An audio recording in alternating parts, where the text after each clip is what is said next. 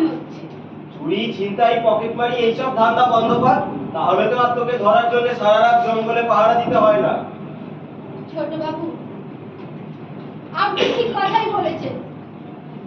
প্রত্যেক দিন আমাকে মৃত্যুর সাথে লড়াই করে বেঁচে থাকতে হয়। পকেট মার থেকে জনতার হাতে ধরা বললে সবাই আমাকে চর থাপ্পড় খেয়ে ঘুষি মারে।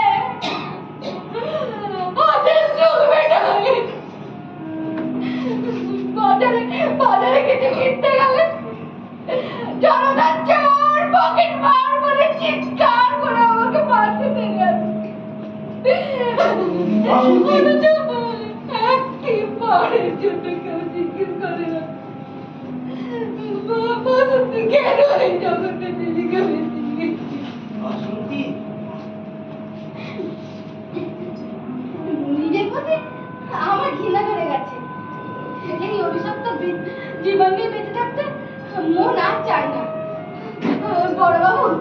বড়বাবু, আপনি আমার বিরুদ্ধে এমন একটা জোরালো কেস দিন যেন সারা জীবন আপনার বাসর ঘরে আমি বন্দি থাকতে পারি। ডোন্ট বি ইমোশনাল বাসন্তী। তোমার জীবনে একটা দুর্ঘটনা ঘটে গেছে ঠিকই, কিন্তু তার জন্য তুমি তো দায়ী নও। দুর্ঘটনা ঘটেছে না দুর্ঘটনা ঘটানো হইয়াছে স্যার? আচ্ছা স্যার, একটা বিষয় কিছুতেই আমার মাথায় ঢুকতেছে না। এই বাসন্তী কুসুমপুর গ্রামকে তার প্রাণের চেয়েও বেশি ভালোবাসে। এই কুসুমপুর গ্রামকে এক আদর্শ গ্রাম হিসেবে গড়ে তোলাই ছিল তার একমাত্র স্বপ্ন। শুধু কি সেই অপরাধেই দুর্বৃত্তকারীরা তার সকল স্বপ্নগুলোকে ভাঙা চুরমার কইরা দিল? ঠিক তাই, ওরা ভেবেছিল মানব দরদি মানুষগুলো জানটুকু রেখে বাকি সবটাই কেড়ে নেবে। ওরা ভেবেছিল প্রতিটা গ্রামকে সন্দেশ বানিয়ে লুটে টুটে চেটে খেয়ে নেবে। লোকালয় থেকে জঙ্গল অনেক ভালো। এখানে রয়েছে অদ্ভুত ভালো লাগা, অনাড়ম্বর এক বিচিত্র জীবনের হাতছানি। আছে প্রাণীর প্রাচুর্য। রাতে শিওরে বসে বাহাদুর পাহারা দেয়। হাসনুহানা বেলি ফুল মিষ্টি সুগন্ধ ছড়ায়। জোনাকি দেয় আলো। ছিটি পোকা সারা রাত গান শোনায়। মনে হয় যেন মা মাথায় হাত বুলিয়ে ঘুমপাড়ানি গান গাইছে। বাহ বাহ বাসন্তী বাহ, এই যেন রূপকথার গল্প শুনছি। মনে হয় তুমি বঙ্কিমচন্দ্রের আনন্দমঠ উপন্যাসের জীবন্ত কপাল ফুলরা। ফুলরা, আমি তোমাদের আমার নাম ফুলরা, আপনি জানেন কি করে? শোনো শোনো ফুলরা, শোনো ফুলরা মারা গেছে। শোনো ফুলরা, আমার কথাটা তুমি শোনো। রাত্রির সকালে রাত্রি বিলিয়ে যাওয়া ডাক্তার, আমার বাসন্তী। ফুলরা, আমি তোমাদের কুসুমপুর গ্রামে গিয়েছিলাম। সেখানে তোমার মা সারদা দেবী আর ওই মহিম বাবু। খবরদার স্যার, ওই জানোয়ারটার নাম আমার সামনে উচ্চারণ করবেন না। ফুলরা, তবে আমার মতো ভয়ঙ্কর মেয়ে পৃথিবীতে একটা খুঁজে পাবেন না। মনে রাখবেন, বিদ্যুৎ যদি বজ্র হয় সে শুধু মৃত্যুর বীজ ছড়ায়। সরকারের বাচ্চা, আমার বিশ্বাস, আমার ভালোবাসা, আমার স্বপ্ন সব ভেঙে চুরমার করে দিয়েছে। শান্ত হও ফুলরা, তুমি শান্ত হও। শান্ত হয়ে আমার কথাগুলো শোনো। আপনি আপনি স্যার ওই বদমাইশটার নাম মুখে আনলেন কেমন কইরা? গৌতম বাবু, দস্যু রত্নাকরের নাম শুনেছেন? হ, কেন শুনবো না? তিনি তো স্যার সেই মহর্ষি বাল্মীকি হইয়া মহাকাব্য রামায়ণ রচনা করিয়াছিলেন। ঠিক তাই। যেদিন, যে রাতে, যে সময়ে ফুলধরার উপর পাশবিক নির্যাতন করা হয়, ঠিক তার 7 দিন পর, সেই দিন, সেই রাতে, সেই সময়ে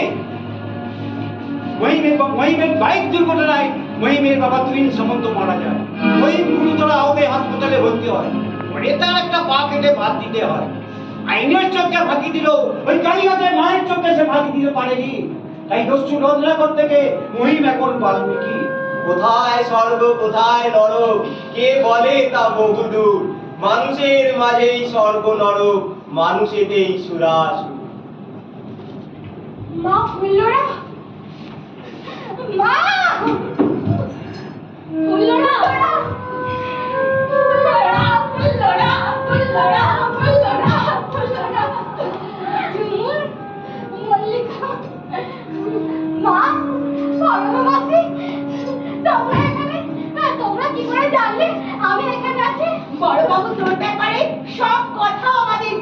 হয়েছে? উনি তো সঙ্গে করে আমাদের এখানে নিয়ে এসেছে। এতক্ষণে ব্যাপার খান বোঝা গেল। তাই বলি স্যার, আপনার মতো মানুষ একজন শিশকে চোরকে ধরার জন্য কেন সারা রাত এই জঙ্গলে কাটায় দিলে? ঠিক আছে, ঠিক আছে। সত্যি স্যার, আপনারে স্যালুট। চল মা চল, বাড়ি ফিরে চল। আমি আর তোকে কোনোদিন বকবো না। না মা, তার হয় না। গ্রামে ফিরে যেতে মন আর চায় না। হলো না, এই অভিশপ্ত জীবন নিয়ে গ্রামের মানুষের সামনে কি করে দাঁড়াবো?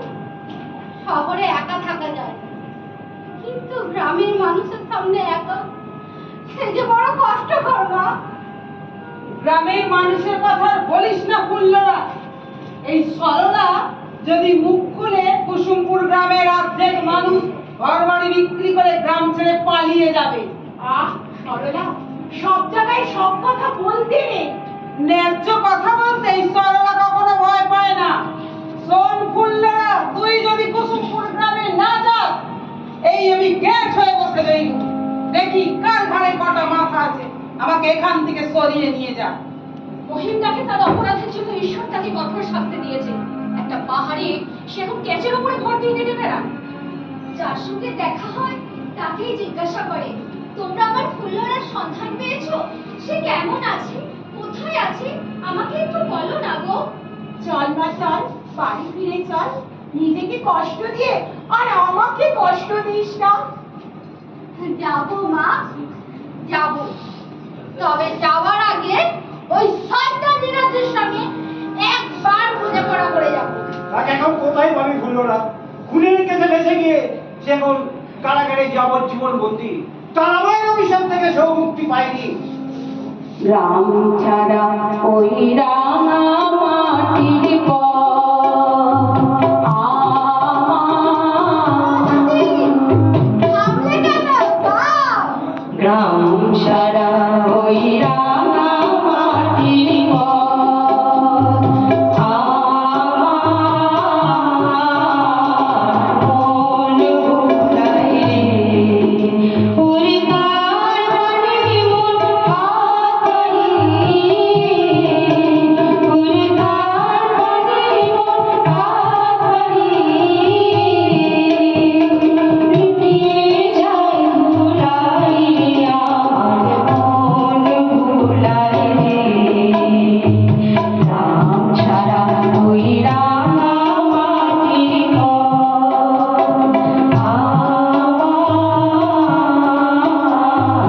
মন ভুলাই রে। প্রজাতি, তুমিও এসেছো? কি করব দিদি ভাই, ভাবলাম ওদের ডাকে যদি সাড়া না দিস, কিন্তু আমার ডাকে সাড়া না দিয়ে তুই থাকতে পারবি না, তাই চলে এলাম। চল দিদি ভাই, বাড়ি ফিরে চল। তোকে ছাড়া কুসুমপুর গ্রাম কেমন ফাঁকা ফাঁকা লাগে। চল মা চল, স্বামীর ঘরে চল।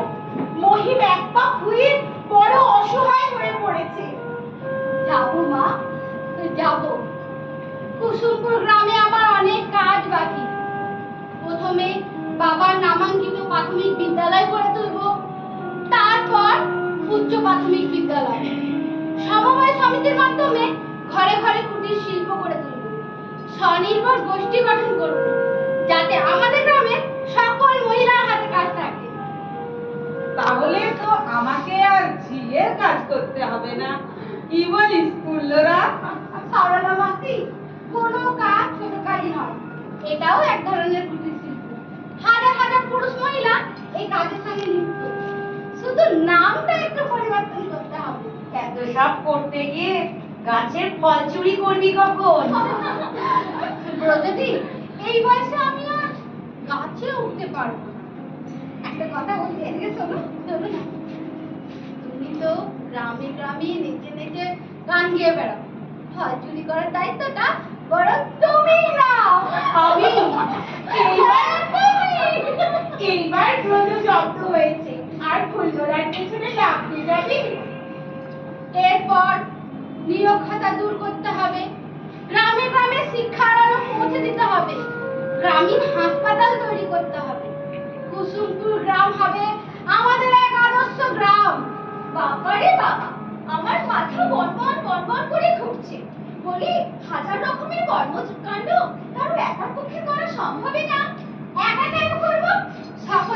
প্রতিযোগিতা নিয়েই করব। এবার কিন্তু বলতে পারবি না ছেঁড়া কাটায় শুয়ে লাখ টাকা সামলাচ্ছি। তা সত্ত্বেও বলছি, এই এত বড় পরিকল্পনা এক জনমে তোর একার পক্ষে তো করা সম্ভব নয়। যদি তাই হয় আবার আমি কুসুমপুরের মাটিতে জন্ম নেব, বঙ্গ জননীকে বলবো। কি বললি? এই বাংলার মাটিতে মাগো জন্ম আমায় দিও। এই আকাশ যদি আমার বড় প্রিয়, এই বাংলার মাটিতে মাগো জন্ম আমায় দিও।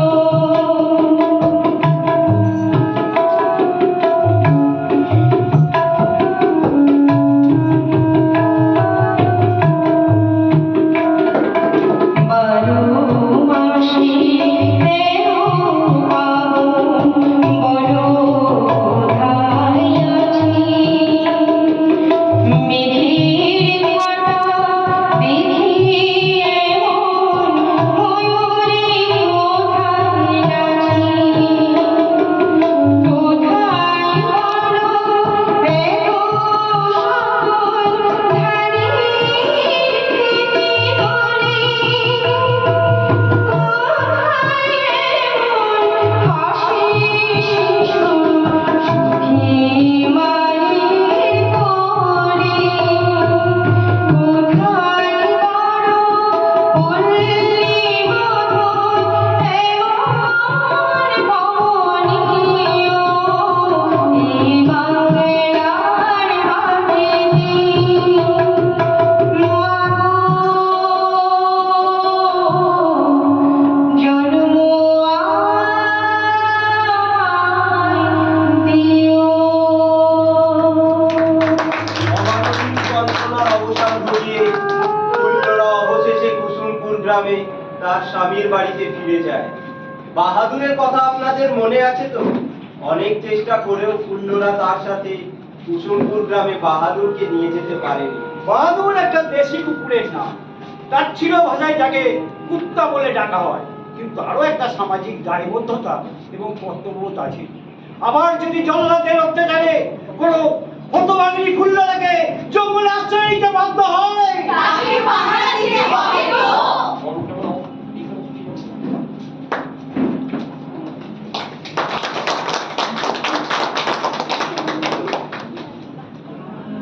নমস্কার, আমাদের নাটক এখানে